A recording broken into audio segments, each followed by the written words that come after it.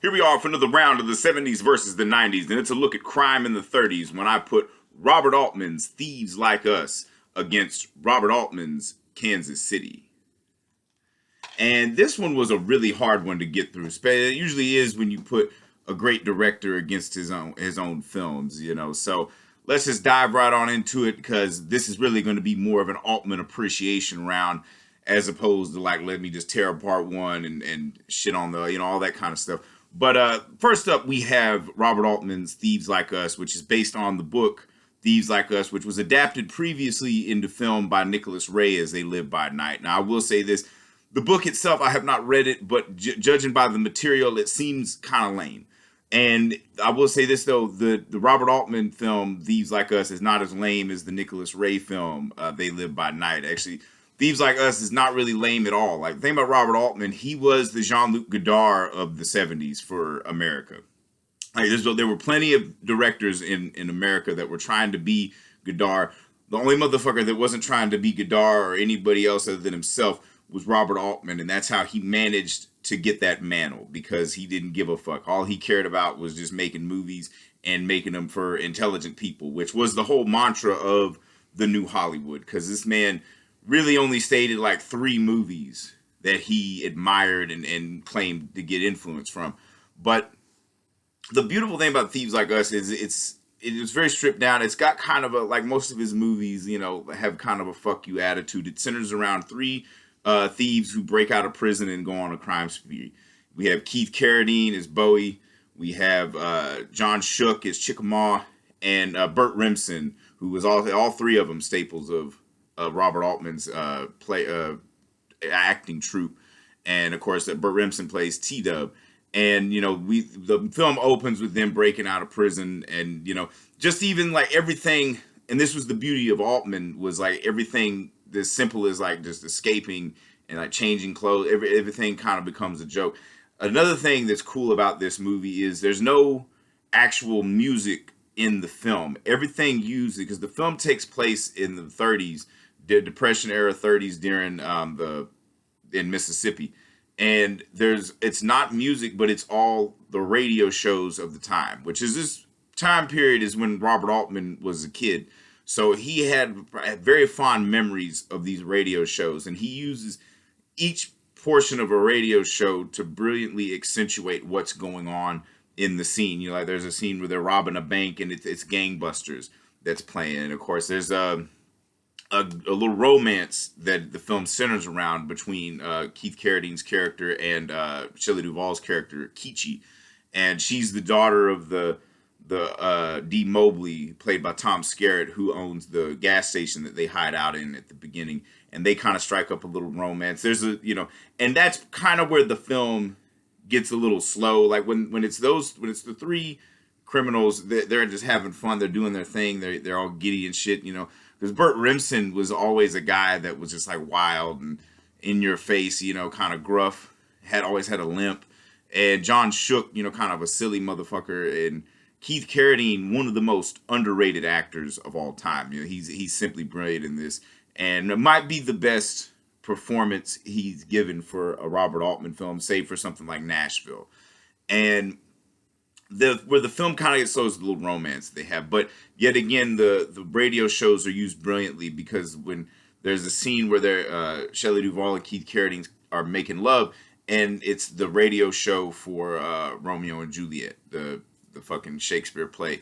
And, you know, kind of a heavy-handed foreshadowing metaphor scene is that it is a doomed romance, of course. And Louise Fletcher is also in this film, and, you know, she always specialized in playing a cold-hearted bitch. But in this one, you can kind of understand, you know, because her husband's in prison. She's trying to get him out. She's got like 3 like really badass kids that just, you know, fuck shit up. One pops off fireworks all the fucking time. And, you know, where after T-Dub dies, you know, Keith Carradine and Bowie and Kichi, they try to hide out at her little hotel thing, but she doesn't want them there, so she ends up selling them out, which, you know, there's a lot of dumb shit that happens in this movie, but, you know, a lot of criminals are dumb as fuck. So it also, you can't really hold that against the film, because it's probably how the movie was written, but it's a way better adaptation, in my opinion, especially not having read the book, but it doesn't suck as bad as Nicholas Ray's They Live by Night. But that ending is very devastating, and in a way it seems like kind of a thumb the nose at Arthur Penn's ending of Bonnie and Clyde, because you don't really see the blood. You see these, of course Louise Fletcher sells out Keith Carradine's character, and they ambush him at the hotel, and you just see yet again another heavy-handed metaphor. He's staying in Suite 13, very unlucky number, and even he knows that it's kind of like he knows that he's fucked. Even when he breaks Chickamauga out of prison again, he's like, well, this isn't shit, So he just kind of accepts his fate. And there's brilliant use of slow motion when you see Louise Fletcher holding Shelley Duvall back, and she's screaming as the cops are unloading fucking pump shotguns into this house, and there's like a door fall up. It's almost like poetry. Even it's so fucking devastating. You see him carry him out of the house, and then of course Shelley Duvall's character is pregnant at the end of the movie, and that it ends with her at a train station just going to wherever the fuck, I think that Texas or some Fort Worth or some shit, and she's telling him he doesn't deserve to have a baby named after him and all this shit. And we move forward to Kansas City, also directed by Robert Altman. And this one's a little more personal because this is not only the time period that Robert Altman grew up in as a kid, but also where he was born, Kansas City, Missouri. And he does a lot to reinvent the jazz era of that time period, and brilliantly, because the music in this movie is just simply amazing. Everything's done, and the film even plays like jazz too. And it centers around Jennifer Jason Leigh, who made up to she's obsessed with Jean Harlow, and she does a lot to keep that look. She kidnaps the wife of a senator, Miranda Richardson, I believe is the name. Let me get this right. We all want to be right. Yes, Miranda Richardson plays the wife of the senator, played by Michael Murphy. And so Jennifer Jason Leigh kidnaps her to try to get her husband Johnny, which is played by Dermot Mulroney, out of trouble, because he's trying to rob a very, very prominent gangster named Seldom Seen, played brilliantly by Harry Belafonte. Harry Belafonte steals the movie every scene that he's in. And I believe he wrote his own lines in this film, but a lot of the stuff that he says is just fucking brilliant and badass.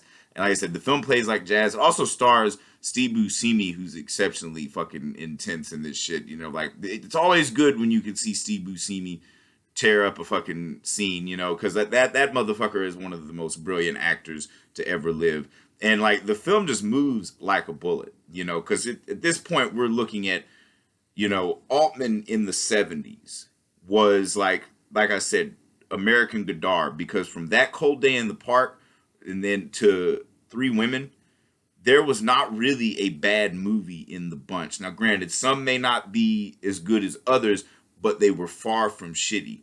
Now, in the 80s, he kind of had a period of where, it just, he's doing mostly play adaptations. Everything after Popeye was kind of lackluster. Everything between Popeye and Vincent and Theo was very lackluster. But then in the 90s, he had a hell of a comeback.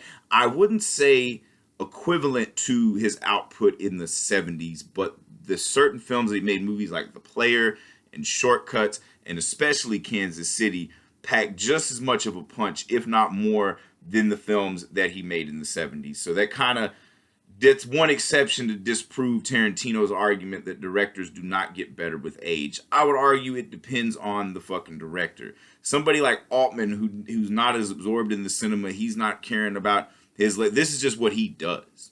He wasn't quite a journeyman, but he would take any script that would come along that he could see something in that he wanted to make. And of course, Kansas City is a very personal film to him, and we definitely see him put more effort into this one than he does Thieves Like Us. He doesn't have to try hard to make this film interesting to him, because this is kind of a passion project for him at the time.